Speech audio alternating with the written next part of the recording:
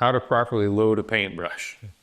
There is a correct way, and then the most common mistake that people make is putting too much paint on their brush and getting the paint too far up on the brush. What you really want is to keep it down on the working edge of the brush, and see all that paint just pouring off of it. You don't want to go direct to your wall or trim with that much paint. Okay, so once you dip your brush, you have a overloaded brush there.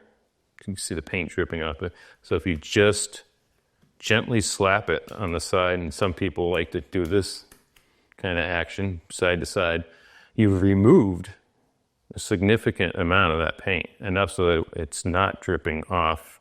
You can't even shake it off there. But that's a fully loaded brush. You can scrape it on the edge, but you're not going to have much material left on your brush. So that's, I say, if I'm painting something that's very small and delicate and you don't need a whole lot of paint, then by all means go ahead.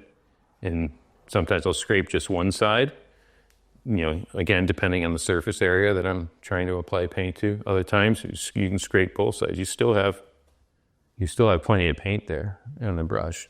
It's just a matter of how much you need and how far it's going to go. I mean, if it's really, really small surface, you can actually lightly scrape both sides. You still have some paint on there. That really is the driving force behind it, is how big is the surface that you're painting, and how delicate do you need to be.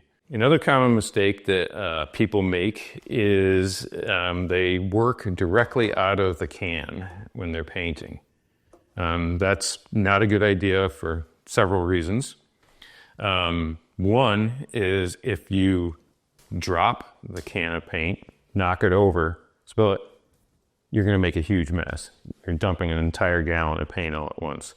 And the other reason you would use we call this a cut bucket rather than the can, is you can control the amount of paint, the paint depth in your cut bucket basically, so that when you dip your brush, you're not over applying paint up into the ferrule. You're keeping it down on the working edge of the brush, and you can even take a break, leave your paintbrush right in there, and it's sitting in the correct amount of paint to keep it dry, to keep it wet, and keep it from drying out and not getting paint all the way up the handle and onto your hand.